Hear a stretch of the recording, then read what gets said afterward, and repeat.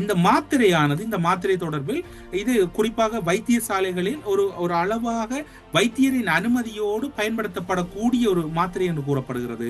ஆனால் வைத்தியத்துறைக்கு எதிராக இதனை போதை மாத்திரையாக அங்கிருக்கக்கூடியவர்கள் ஒரு சிலர் விற்பனை செய்கின்றமையும் பயன்படுத்துகின்றமையும் கண்டுபிடிக்கப்பட்டிருக்கின்றது. ஆனால் இது உண்மையில் ஒரு முரணான செயற்பாடு என்று அங்கு போலீசார் தரப்பில் கூறப்படுகிறது. அது மட்டுமல்லாது அங்கு கைப்பற்றப்பட்ட பொருட்கள் பலவற்றை பெண்களுக்கும் விநியோகிக்கின்றமை ஆரம்பகட்ட விசாரணைகளில் தெரிய வந்திருக்கின்றது.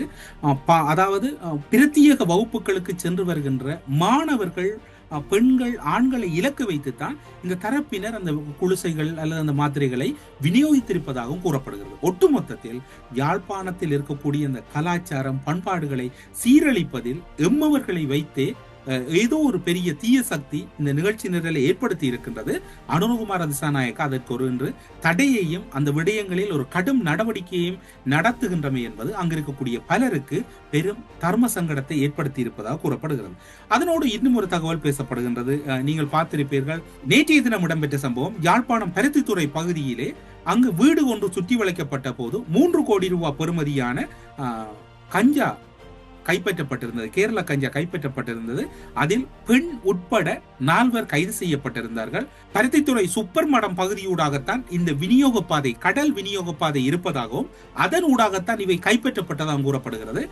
கடல் பாதைகள் பலவை அடைக்கப்பட்டிருப்பதனால் இப்போது புதிய பாதைகள் திறக்கப்பட்டிருப்பதாகவும், பருத்தித்துறை பகுதியில் இருக்கக்கூடிய பல கடற்பாதைகளை இப்போது கஞ்சா கடத்தல்காரர்கள் பயன்படுத்துவதாக கூறப்படுகிறது.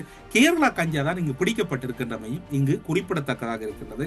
அது மட்டுமல்லாது அங்கு இருக்கக்கூடிய ஒரு பெண் கொடுத்த தகவல், அதாவது இதில் யார் யார் தொடர்படுகிறார்கள் என்றால் ஜே.கே. பாய் இங்குதான் தொடர்படுகிறார்.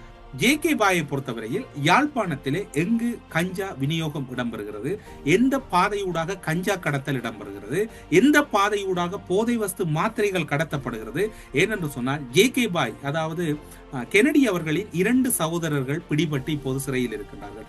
சுருளி அல்லது சுரேஷ் அவர்கள் பிடிபட்டிருக்கின்றார். இவர்கள் அத்தனை பேரிடம் மேற்கொள்ளப்பட்ட ஆரம்பகட்ட விசாரணைகளில் தான் இந்த விடயம் கிடைக்கப்பட்டிருக்கின்றது.